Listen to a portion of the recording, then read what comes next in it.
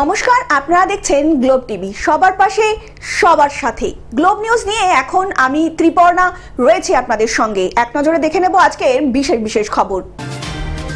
খাবারের উচ্ছিষ্ট নিজের হাতে পরিষ্কার করলেন সরকারি আধিকারিক।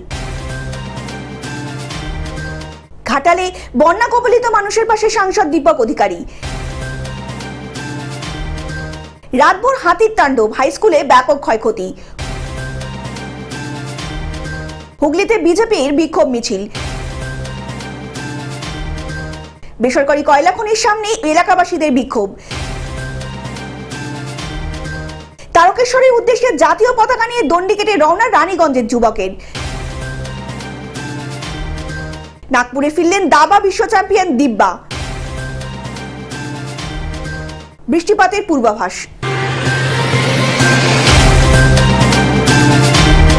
আসছি বিস্তারিত খবরে। খাবারের উচ্ছিষ্ট নিজের হাতে পরিষ্কার করলেন সরকারি আধিকারিক।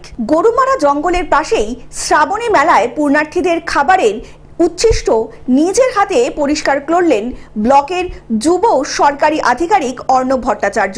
তিনি বলেন, অফিসে আসা এবং অফিস থেকে ফেরার সময় লক্ষ্য করেন শ্রাবণী মেলায় আহতদের জন্য রান্না করা হচ্ছে। এরপর অফিস এলাকায় খাবারের উচ্ছিষ্ট কাগজের প্লেট ছড়িয়ে ছিটিয়ে পড়ে থাকতে দেখেন অর্ণব। এমন অবস্থায় পরিবেশ থেকে বন্য প্রাণী সহ সমগ্র জীব বৈচিত্র্য ক্ষতিগ্রস্ত হতে পারে। সেই কারণেই পড়ে থাকা আবর্জনা খাবারের উচ্ছিষ্ট সকলকে একত্রিত করে স্বাভাবিক অবস্থায় ফিরিয়ে আনার চেষ্টা করছে বলে জানালেন অর্ণব ভট্টাচার্য। একটা জঙ্গলের মধ্যে আমি এটা কি বলে এরকম আয়োজন করছি, সেখানকার ইকোসিস্টেম খুবই ফ্র্যাজাইল। এই সমস্ত জায়গার ইকোসিস্টেমে আমি আঘাত আনছি এরকম ভয়ঙ্করভাবে, চূড়ান্তভাবে নোংরা করে যাচ্ছি জায়গাটা, চূড়ান্তভাবে প্লাস্টিক থেকে শুরু করে সবচেয়ে ভয়ঙ্কর হচ্ছে বোতলের প্লাস্টিক এবং যে সমস্ত মশলাপাতি ব্যবহার করা হয়েছে তার যে প্লাস্টিক সমস্ত এরিয়াতে ছড়িয়ে দেওয়া হয়েছে।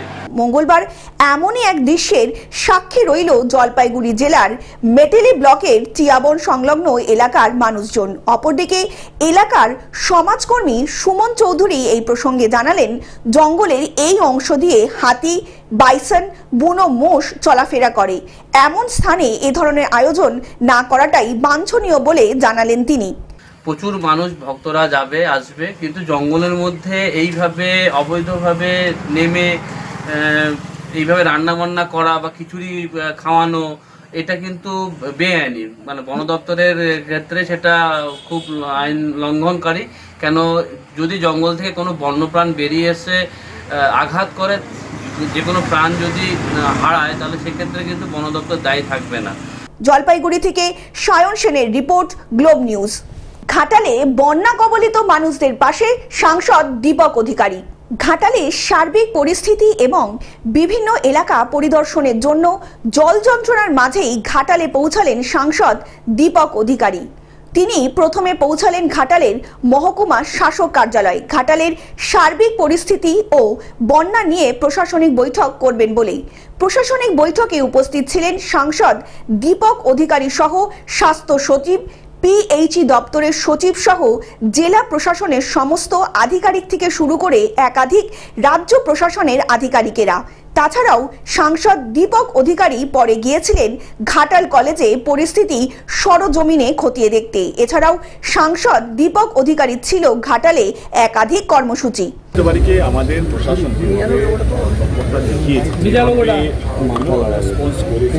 এবং কোনো যেই কমপ্লেনগুলো ছিল, যেটা অনেকগুলো রাস্তা জল সেই রাস্তাগুলো ভেঙে গেছে।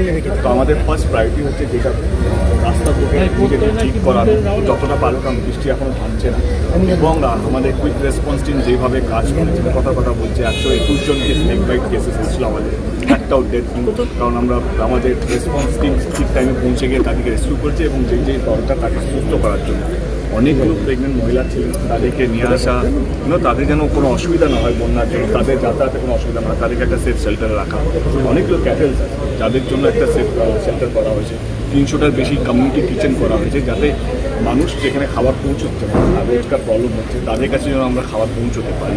ইলেকট্রিসিটির জন্য ইলেকট্রিসিটি বোর্ড 24 ঘন্টা বা 48 ঘন্টার মধ্যে যেখানে ক্রিটিক্যাল কন্ডিশন সেগুলো আমরা স্কুল মানে ইলেকট্রিসিটি রিটেন করছি, এবং national disaster team, state disaster team এবং পুরো মানে ডিপার্টমেন্ট আমার বলবো সবাই রেডি আছে মানুষের যেন কষ্ট যাতে কম হয়। যেভাবে বৃষ্টি হচ্ছে সেখানে আমাদের হাতে নেই, লড়াই করার ক্ষমতা আমাদের নেই।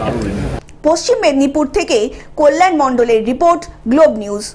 রাতভর হাতির তাণ্ডব হাই স্কুলে, ব্যাপক ক্ষয়ক্ষতি।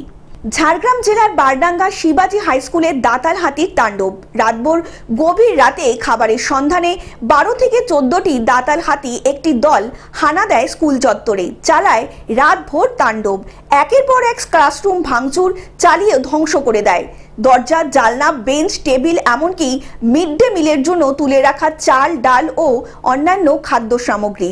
স্থানীয় বাসিন্দা এবং স্কুলের শিক্ষক শিক্ষিকারা জানিয়েছেন, হঠাৎ করেই রাতভর দাতাল হাতির তাণ্ডব চালায় স্কুল চত্বরে ঢুকে পড়ে। সেই সময় স্কুল চত্বরে কেউ না থাকলেও সকালে স্কুলে পৌঁছে চোখ কপালে ওঠে সকলেরই।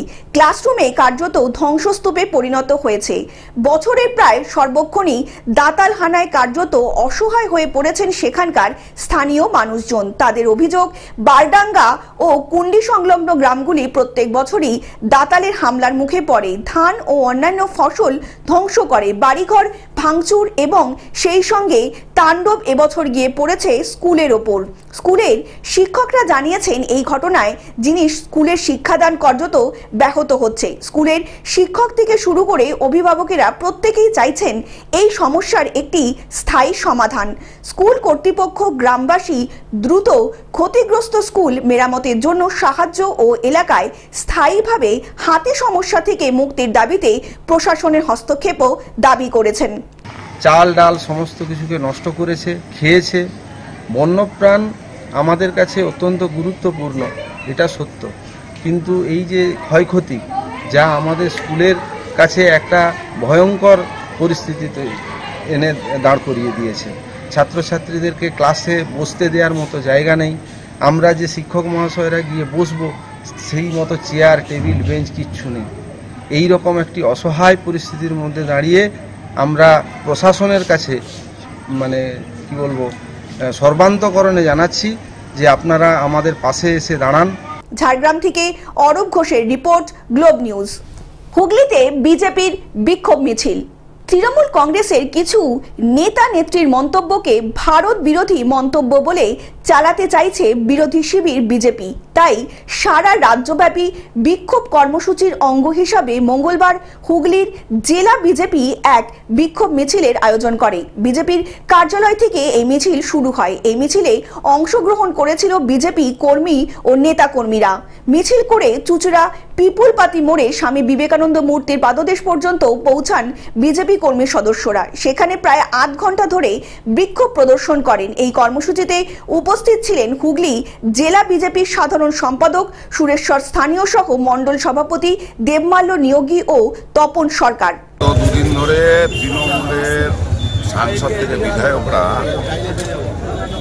পার্লামেন্টের ভেতরে, পার্লামেন্টের বাইরে যে ধরনের মন্তব্য করছে, আমাদের সেনাদের নিয়ে যে ধরনের মন্তব্য করছে, ভারতের বিরুদ্ধে গিয়ে বাংলাদেশের পক্ষে দাঁড়িয়ে যে ধরনের মন্তব্য করছে, জঙ্গিদের সমর্থনে যে ধরনের মন্তব্য করছে, মানে এগুলো আমরা খুবই কুরুচিকর মন্তব্য বলে মনে করি। এবং ভারতে এরা এখনো পর্যন্ত বসবাস করছে কি করে আমরা সেটাই ভাবছি। হুগলি থেকে রাজকুমার প্রসাদের রিপোর্ট, গ্লোব নিউজ। বেসরকারি কয়লা খনির সামনে বিক্ষোভ দেখালো এলাকাবাসী। কুলটির একটি বেসরকারি কয়লা খনিতে বিক্ষোভ দেখালো এলাকাবাসী। বৃহস্পতিবার সমস্ত গ্রাম কমিটির উদ্যোগে এই বিক্ষোভ গঠিত হয়। বিক্ষোভকারীদের অভিযোগ, এই কয়লা খনিতে আগে 55 জন শ্রমিক কাজ করছিল, কিন্তু হঠাৎ করেই কর্তৃপক্ষ তাদের কাছ থেকে বসিয়ে দেয় এবং তাদের প্রতিবাদে কয়লা খনিতে বিক্ষোভ দেখাচ্ছেন শ্রমিক সংগঠন। তাদের দাবি, অবিলম্বে 55 জন শ্রমিককে পুনরায় কাজে নিয়োগ করতে হবে এবং স্থানীয়দেরও কাজ দিতে হবে। এবং এই যদিও এই প্রসঙ্গে কয়লা খনি কর্তৃপক্ষের তরফ থেকে কোনো প্রতিক্রিয়া পাওয়া যায়নি। বিক্ষোভের মূলত কারণ হচ্ছে যে আমাদের 55 জন এখানে কাজ করছিল, ঠিক আছে। কোম্পানির সঙ্গে এর আগে বহুতবার আমরা বসেছি, প্রায় আমাদের 1.5 থেকে 2 বছর আমাদের এই সংগঠন করা হচ্ছে, কিন্তু ওরা শুরু থেকে আমাদেরকে বলে আসছে এটাই যে আমাদের কোম্পানি হ্যান্ড ওভার হোক, তোমাদের সমস্ত লোকের আমরা কথা ভেবে রেখেছি, লোক নেব, ঠিক আছে। কিন্তু কথা হচ্ছে যে যখন কোম্পানি হ্যান্ড ওভার হয়ে গেল, আমাদের যে 55 জন ওয়ার্কার কাজ করছিল, লোক নেওয়া তো দূরের কথা, ওদেরকে বস করিয়েও দেয়, ওদেরকে কোনো কাজ দেয়নি। সামনে পুজো আসছে, ঠিক আছে, ওদের মানে এত গরিব দরিদ্র ঘর থেকে আছে ওরা, এখন ওরা কি করবে? 1 মাসের উপরে হয়ে গেল এদের বসা, এখনো কোম্পানি এদের নিয়ে কিছু ভাবছে না। আমরা যখনই বলছি তখন বলছে যে এখন কাজ নেই, কাজ ফুরিয়ে গেছে। অথচ আপনি দেখতে পারেন এদের কাছে প্রচুর বাইরে থেকে লোক এসে এখানে কাজ করছে, ধানবাদ, তারপরে আপনার এমপি, ছত্তিশগড়, এইসব জায়গা থেকে এসে এখানে প্রচুর কাজ করাচ্ছে, 150 থেকে 200 জনের কাজ করছে, এমনকি রেজিংও চলছে। আমাদের গ্রামবাসীকে 1 টাকাও নেওয়া হচ্ছে না, এটা কি রকম পলিসি? আসানসোল থেকে সৌমিত্র গাঙ্গুলির রিপোর্ট, গ্লোব নিউজ। তারকেশ্বরের উদ্দেশ্যে জাতীয় পতাকা নিয়ে দণ্ডি কেটে রওনা রানীগঞ্জের যুবকের। শ্রাবণ মাস মানেই তারকেশ্বরে উপচে পড়া ভক্তদের ভিড়। ভোলানাথের টানে দেশের নানা প্রান্ত থেকে মানুষ ছুটে আসেন তার দর্শনে। সৌরভ পালের যাত্রা শুধু এক ভক্ত নয়, এক নবজাগরণের প্রচেষ্টা। ধর্ম আর দেশপ্রেমের মিলন ঘটিয়ে হিন্দু ধর্মের বার্তা ছড়িয়ে দিতে অভিনব যাত্রা পশ্চিম বর্ধমানের রানীগঞ্জের যুবক সৌরভ পালের। বৃহস্পতিবার সকালে যাত্রা শুরু করেন সৌরভ, সঙ্গে ছিলেন আরও 2 জন সাথী। তার এই মহৎ উদ্দেশ্যে কাঁধে কাঁধ মিলিয়ে এগিয়ে চলেন তারাও। 19 নম্বর জাতীয় সড়ক ধরে দণ্ডি কেটে মঙ্গলবার সন্ধ্যায় পৌঁছান পানাগড়ে। সেখানে এক শিব মন্দিরে রাত্রি যাপন করেন তারা। বুধবার সকাল হতেই ফের তারকেশ্বরের উদ্দেশ্যে যাত্রা শুরু করেন। ঝড় বৃষ্টি যাই হোক, সমস্ত প্রতিকূলতাকে হারিয়ে তারকেশ্বরে গিয়ে বাবার দর্শন সৌরভের কাছে এখন একমাত্র লক্ষ্য হয়ে দাঁড়িয়েছে। আমি এসেছি রানীগঞ্জ বক্তারনগর থেকে। কতদিন থেকে যাত্রাটা শুরু করেছেন? আমি সামনে বৃহস্পতিবার দুপুর 2টা থেকে স্টার্ট করেছিলাম। আজকে 7 দিনের শুরু হয়েছে। কতদিন হলো ওখান থেকে এখানে আস্তে আস্তে? আমার আপাতত আজকে 7 দিনের শুরু হলো। হুগলি থেকে কৌশিক ঘোষের রিপোর্ট, গ্লোব নিউজ।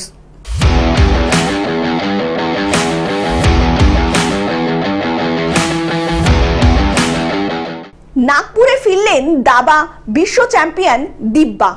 দাবা বিশ্বকাপ চ্যাম্পিয়ন দিব্যা দেশমুখ দেশে ফিরলেন বুধবার। নাগপুর বিমানবন্দরে ভারতের প্রথম মহিলা বিশ্বকাপ জয়ীকে নিয়ে প্রবল উন্মাদনা চোখে পড়ার মতন ছিল, যা দেখে আপ্লুত হয়ে পড়েছেন 19 বছরের গ্র্যান্ড মাস্টার দিব্যা। সোমবার জর্জিয়ার ফাইনালে দিব্যা হারান অভিজ্ঞ হাম্পিকে। দেশে ফেরার পর দিব্যা বলেছেন, এত মানুষের অভিনন্দন জানাতে এসেছেন দেখে খুব আনন্দ হচ্ছে। দিব্যা তার সাফল্য উৎসর্গ করেছেন বাবা, মা, দিদি এবং প্রথম কোচ রাহুল যোশী স্যারকে।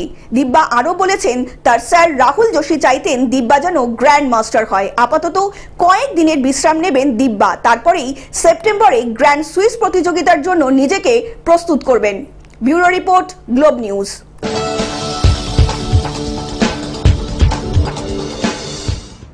বৃষ্টিপাতের পূর্বাভাস। আলিপুর আবহাওয়া দপ্তরের তরফে জানা গিয়েছে, উত্তর পশ্চিম বঙ্গোপসাগর এলাকায় এবং সংলগ্ন উড়িষ্যা ও গাঙ্গেয় পশ্চিমবঙ্গ এলাকায় বর্তমানে ঘূর্ণাবর্ত বিস্তৃত।